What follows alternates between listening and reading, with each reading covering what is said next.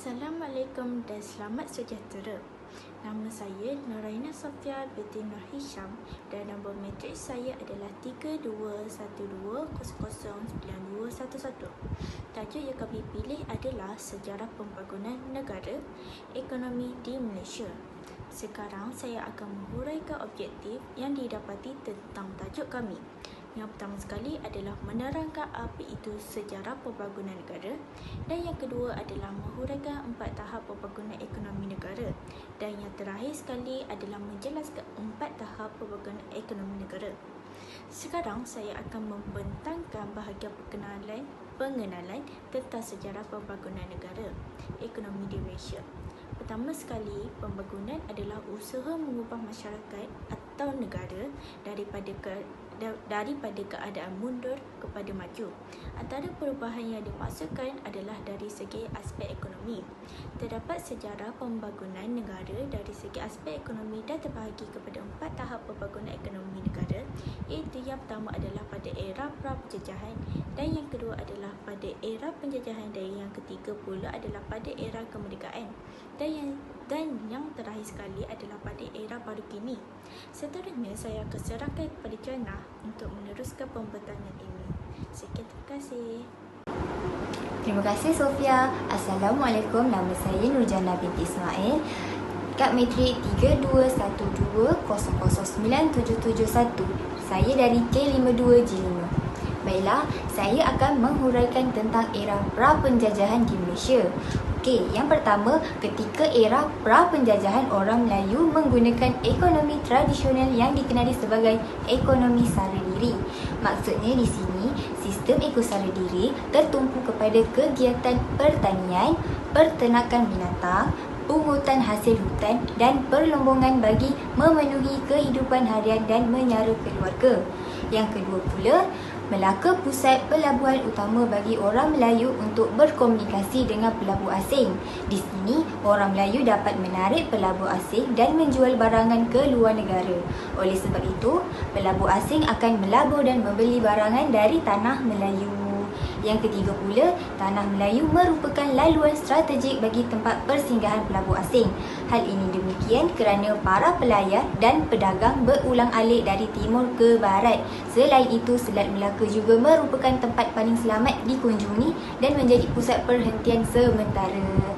Akhir sekali, orang Melayu menjalankan kehidupan harian mereka dengan aktiviti dagangan.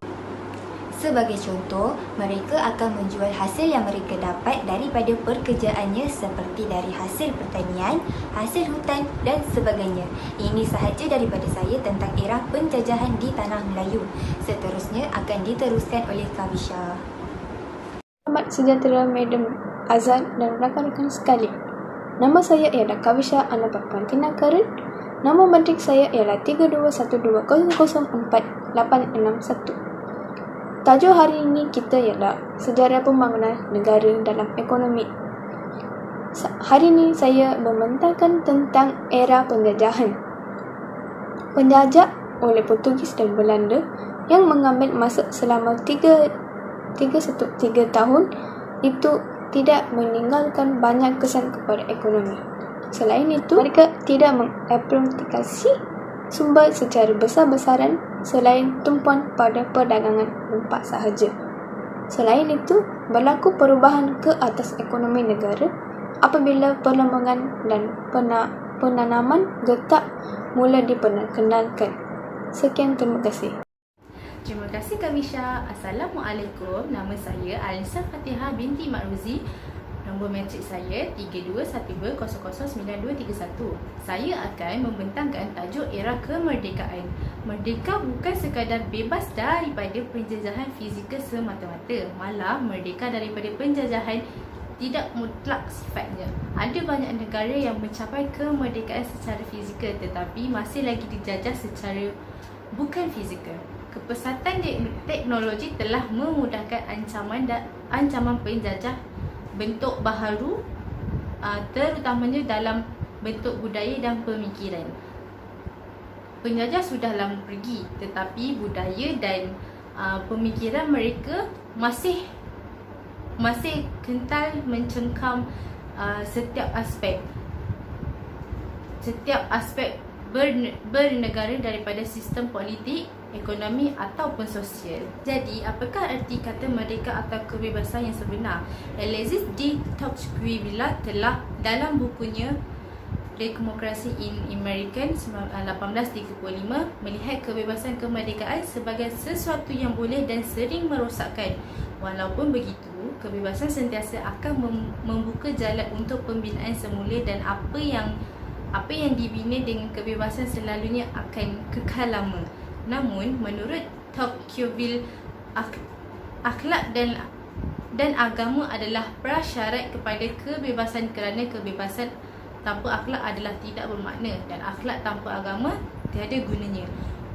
Okey, terdapat beberapa era kemerdekaan iaitu kerajaan telah mula memperkenalkan RPE1, Rancangan Pembangunan Ekonomi, yang dikenali sebagai Rancangan Malaysia Pertama 1956 hingga 1960. Selain itu, penubuhan rancangan pembangunan tanah seperti Lembaga Kemajuan Tanah Persekutuan Felda 1956. Seterusnya, tujuan penubuhan Felda adalah mengatasi masalah kekurangan tanah serta membantu meningkatkan pendapatan dan taraf hidup kaum petani. Di samping itu, semenjak kemerdekaan, beberapa agensi kerajaan silih berganti. Yang paling lama mendiami bangunan ini ialah Balai Seni Lukis Negara pada tahun 1956 hingga 1984. Akhir sekali, pejabat rekod awam dikenali sebagai Arkib Negara pernah menggunakan sebahagian daripada bangunan Dewan Tunku Abdul Rahman sebagai ruang pejabatnya selama setahun mulai tarikh penubuhannya pada 1 Disember 1957. Okey, itu sahaja daripada saya. Saya akan serahkan kepada Nik Nuriza binti Nik Anwar. Terima kasih kepada Anissa Fatihah, saya Nik Nuriza. Jadi macam yang kita tahu, sebelum mencapai kemerdekaan ekonomi di Malaysia, penduduk di tanah Melayu banyak dipengaruhi oleh penjajah yang membuat pelbagai langkah bagi memperbaiki dan mengembangkan lagi ekonomi, sebab penjajah-penjajah ni melihat Malaysia sebagai satu negara yang boleh maju dengan sektor ekonomi yang diorang ada daripada sumber bumi yang diorang ada.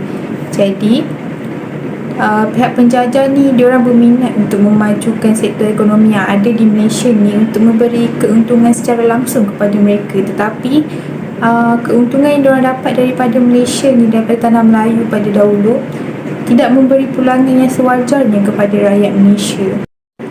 Jadi kerajaan telah memperkenalkan dasar ekonomi baru, di mana dasar ekonomi baru tu DEB diperkenalkan oleh Menteri Tun Abdul Razak pada tahun 1971 hingga 1990 dalam rancangan Malaysia kedua.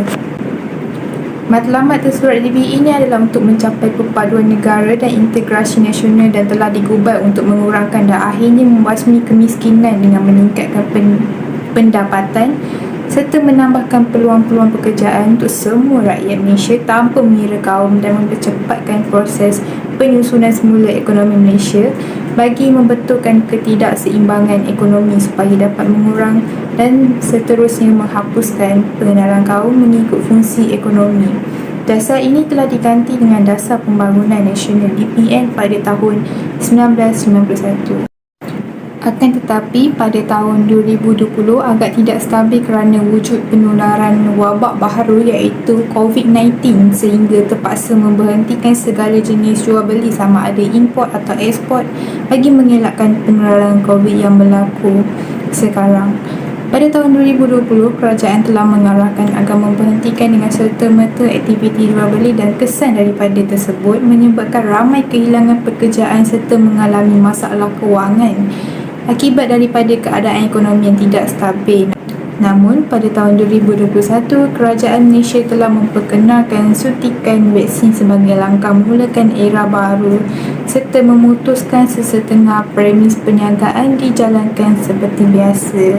Itu sahaja daripada saya. Secara tuntasnya, Kita sebagai rakyat Malaysia hendaklah bersatu padu dalam meningkatkan ekonomi negara setanding dengan negara yang maju dalam semua aspek.